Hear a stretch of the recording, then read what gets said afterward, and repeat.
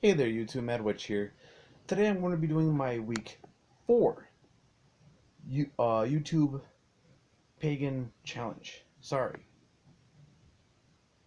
I am not speaking correctly today.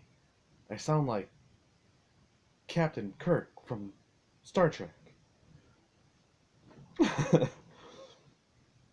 Alright, so week 4 is your take on the Wheel of the Year.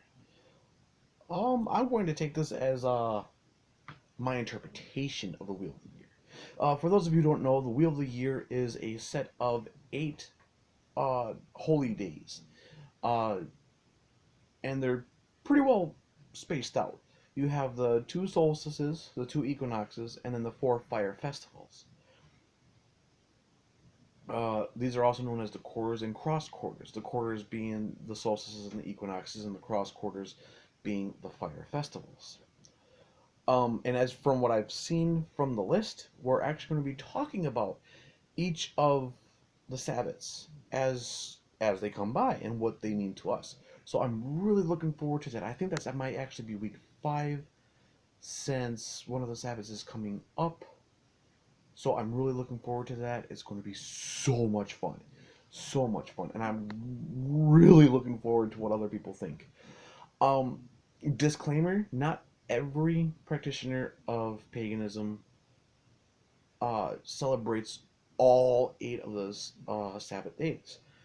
I personally do not celebrate all the Sabbath days. I do recognize the equinoxes and the solstices for what they are, being that I truly believe in the balance of everything. So, those I do still practice because they do represent the balance of the year. The solstices being equal portions, while the equinoxes, or sorry, the solstices are the transversions, and the equinoxes are the equal portions of light, of day and night, light and dark, masculine, feminine, that sort of thing. So having these 4 are just complete and total balance, and being as uh, bisected or quarter sected, I guess you can say, from each other. They're basically directly across from each other, and depending on if you live in the northern hemisphere or the southern hemisphere, you practice the opposite one. So if you're celebrating summer up here, you're celebrating winter down here. So it's the quarters are just about balance. As for the whole wheel of the year, I actually like to use the Celtic story of how uh,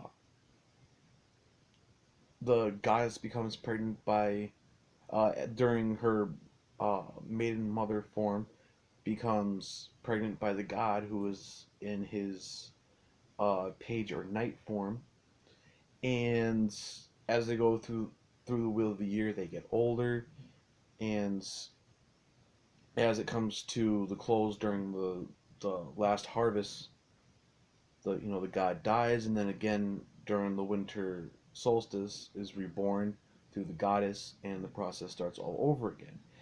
And this to me is actually reminds me of that riddle that in the spring I am a building, or it goes, how does it go? In the spring I am on all four. I support myself on 4 pillars. During the summer I support myself on 2. During the fall I support myself on 3, and during the winter I lie in ruins. What am I? Human. That's perfect. That's the perfect analogy for the wheel of the year, except for the story of the cycle of the sun as the god and the cycle of the moon as the goddess. So that's pretty much my take of the wheel of the year as a whole, mind you.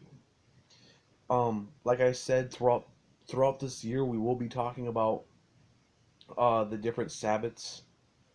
If I don't practice that Sabbath, I will still make a quick video telling you I don't celebrate it, why I don't celebrate it, and things like that. But the ones I do celebrate, I will tell you why I celebrate them, or that I do celebrate them and why I celebrate them.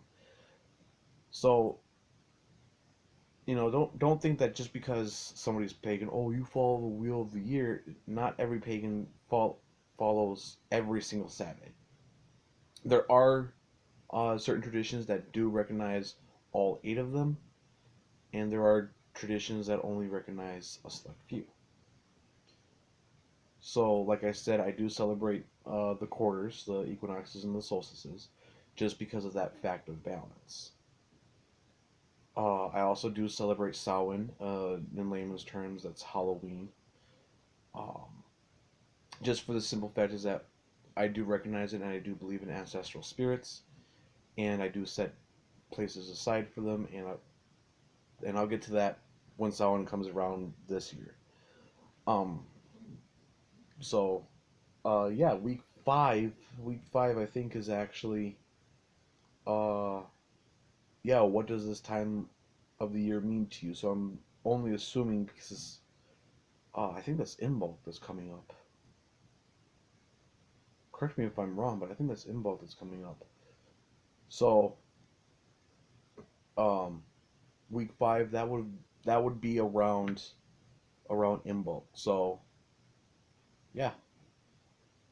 So I'll be making a short video. I don't celebrate Imbolc myself, but I'll make a short video and tell you why. So that's my week 5. Sorry, week 4. What does the wheel of the year mean to you? And short answer, it's about balance. As always, blessed be.